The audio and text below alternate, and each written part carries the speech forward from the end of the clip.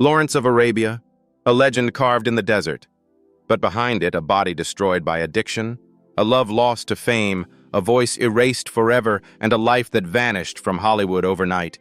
Dreams shattered, identities broken. Stay with me. Because the truth behind this cast is darker than anyone remembers. Peter O'Toole as T.E. Lawrence. Peter O'Toole nearly died after years of alcohol abuse destroyed his body, forcing surgeons to remove much of his stomach, yet somehow he kept returning to the screen as if nothing could break him. Born Peter James O'Toole on August 2, 1932 in Leeds, England, he claimed Irish roots all his life. When he stepped into Lawrence of Arabia in his early 30s, he was still largely unknown, just another restless actor chasing something bigger than himself. His childhood was unsettled, drifting between racetracks with a bookmaker father and enduring harsh discipline in Catholic school. As a teenager, he worked as a journalist before turning to acting. The role of T.E. Lawrence came unexpectedly, almost by chance, but once it found him, it felt inevitable, as if the desert had been waiting. On screen, he became the film's tragic soul, a brilliant, conflicted figure torn between heroism and self-destruction, carrying the emotional weight of every frame. But off-screen, the unraveling was just as real. Fame came fast, and with it excess. By the mid-1970s, years of heavy drinking had devastated his health. In 1976, he underwent life-saving surgery, losing much of his stomach and pancreas. The ordeal nearly killed him, yet he returned to acting thinner, sharper, but marked by survival. After the film, O'Toole built a legendary career, earning 8 Academy Award nominations without a win, before finally receiving an honorary Oscar in 2003. His personal life, however, remained turbulent, shaped by addiction and fractured relationships. He died in 2013 at the age of 81. And in the end, the man who once conquered the desert on screen became something even more enduring, a legend defined not by victory but by the quiet, relentless act of surviving himself. José Ferrer as Turkish Bey. José Ferrer delivered one of the most disturbing scenes in cinematic history, so convincing it haunted audiences for decades, raising an unsettling question. How far did he go to make it feel real? Born José Vicente Ferrer de Otero y Cintrón on January 11, 1912 in San Juan, Puerto Rico. He was 50 when he appeared in Lawrence of Arabia, already an accomplished actor with an Academy Award behind him. His path to that moment was anything but ordinary. Raised in an educated family, Ferrer initially pursued architecture before turning to theater, where his intensity quickly set him apart. By the time he was cast as the Turkish Bey, it wasn't chance, it was the result of a career built on precision and emotional control, trusted to handle a role few would dare to touch. In the film, he became the embodiment of psychological terror, a calm, composed authority whose brief presence shattered the illusion of heroism and pushed Lawrence into irreversible trauma. Off-screen, Ferrer's life carried its own contradictions. Despite winning an Oscar for Cyrano de Bergerac, he struggled with financial instability later in life, even filing for bankruptcy in the 1970s.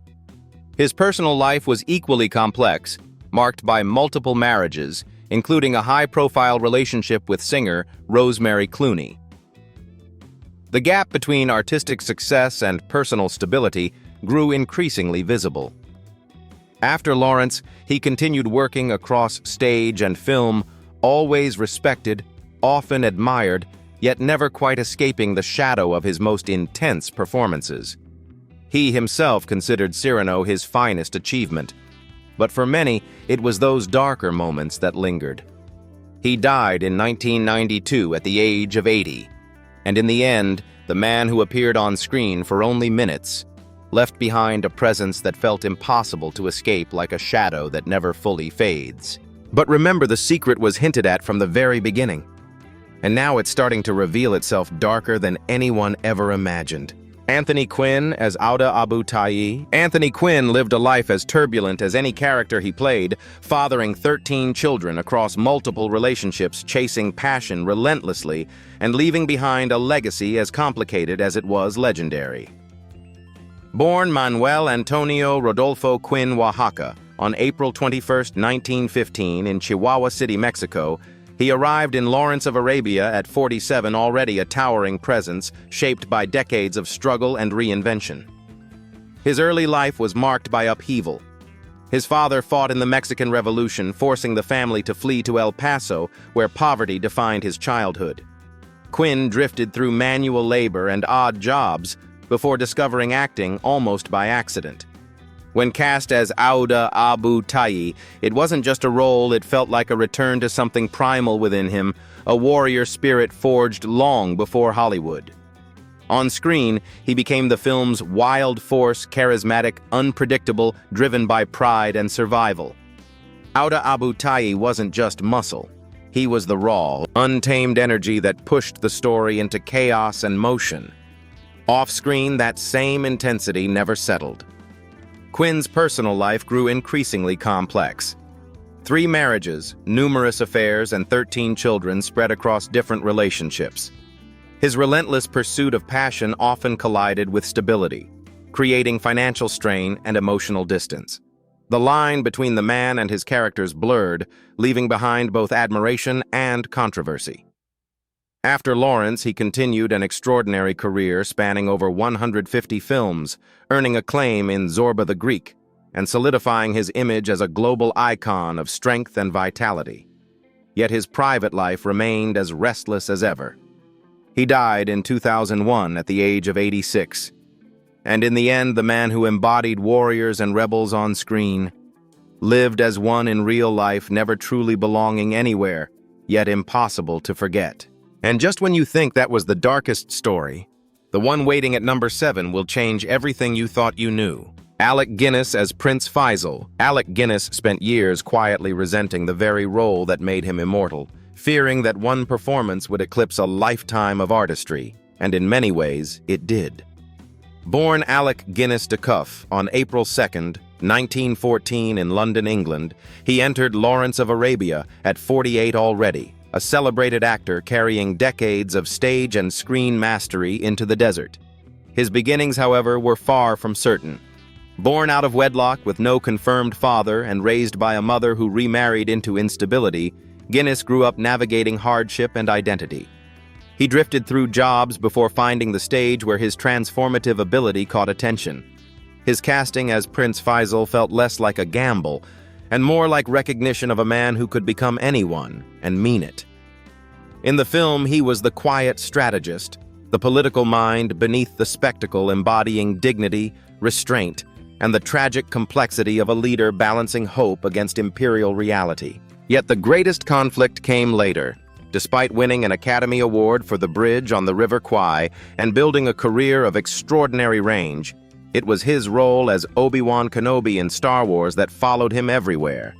He grew to resent the fame it brought privately, calling the dialogue tedious and fearing it overshadowed his serious work. The irony was inescapable. The role he valued least became the one the world loved most.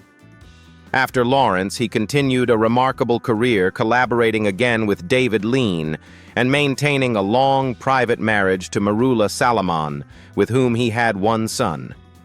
He died in 2000 at the age of 86. And in the end, the man who could disappear into any role was remembered most for the one he wished the world would forget. Stay with Legends of Classic Watch till the end. Share your thoughts and see which story will change everything you thought you knew. Jack Hawkins as General Edmund Allenby. Jack Hawkins lost the very voice that defined his commanding presence, yet refused to disappear, continuing to perform while another man spoke his lines as if his identity itself had been split in two. Born John Edward Hawkins on September 14, 1910 in London, England, he entered Lawrence of Arabia at 52.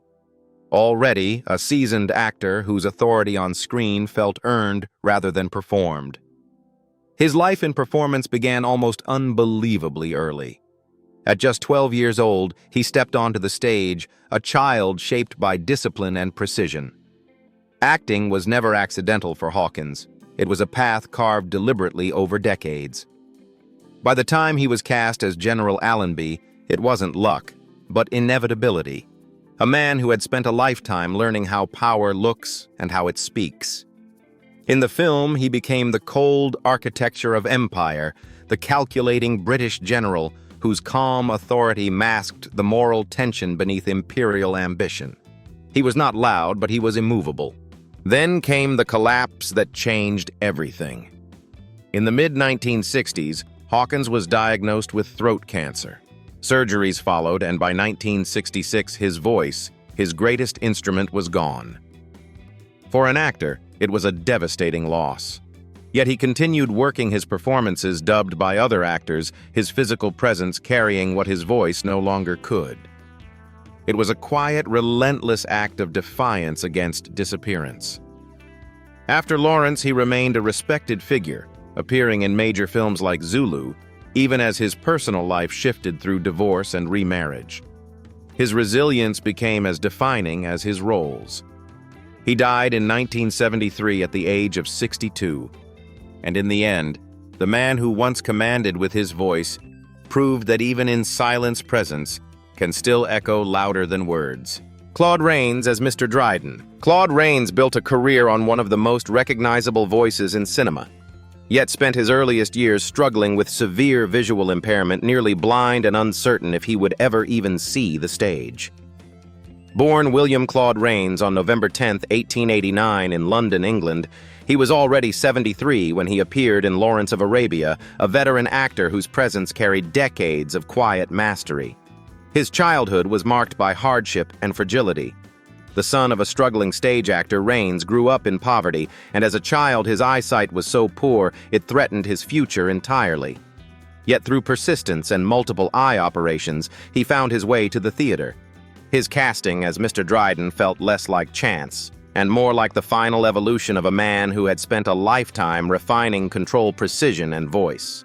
In the film, he became the calculated mind behind the empire, a smooth, manipulative official who represented political ambition wrapped in charm. He was not the loudest presence, but perhaps the most quietly dangerous.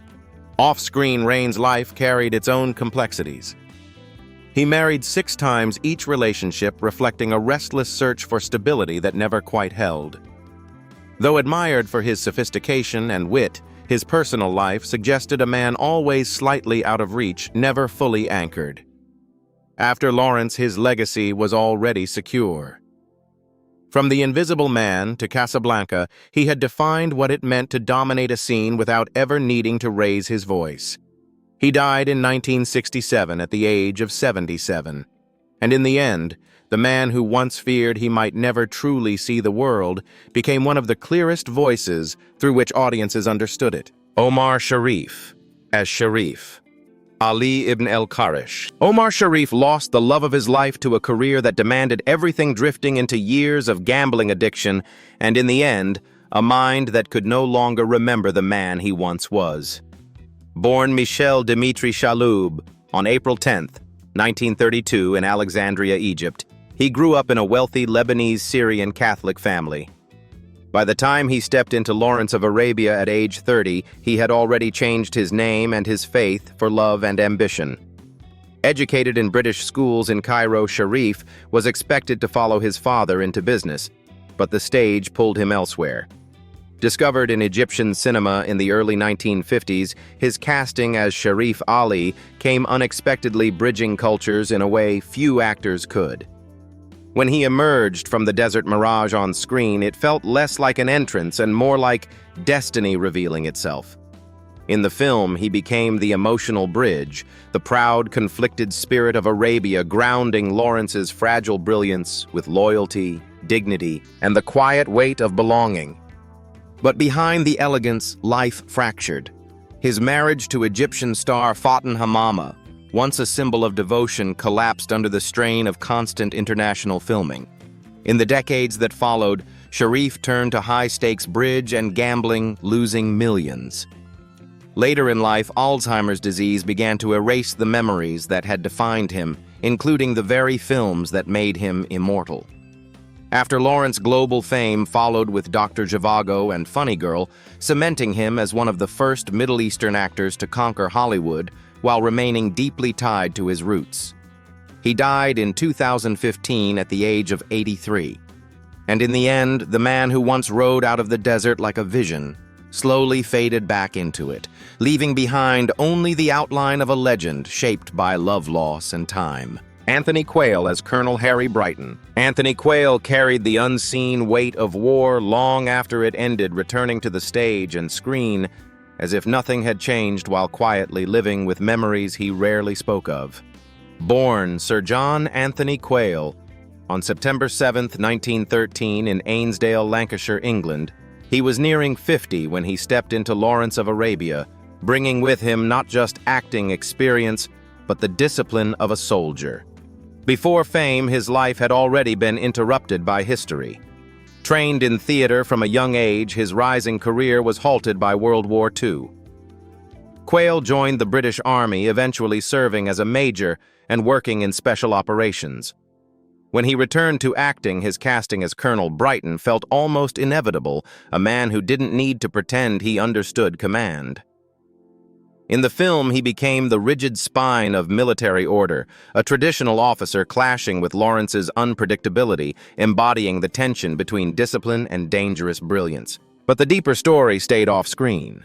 Like many veterans, Quayle carried the psychological residue of war, though he rarely spoke of it publicly. That silence became its own burden, shaping a life that appeared steady on the surface, yet carried quiet fractures beneath. In later years, he faced another battle, liver cancer, continuing to work even as his health declined. After Lawrence, he built a respected career across film and Shakespearean stage, earning an Academy Award nomination while never fully chasing stardom. His personal life remained largely private, anchored by his second marriage and family. He died in 1989 at the age of 76. And in the end, the man who played soldiers with such conviction was one who never truly left the battlefield behind. Arthur Kennedy as Jackson Bentley. Arthur Kennedy built a career on being almost legendary, 5 Oscar nominations, countless unforgettable roles, yet never once stepping into the spotlight as the star, always standing just behind it.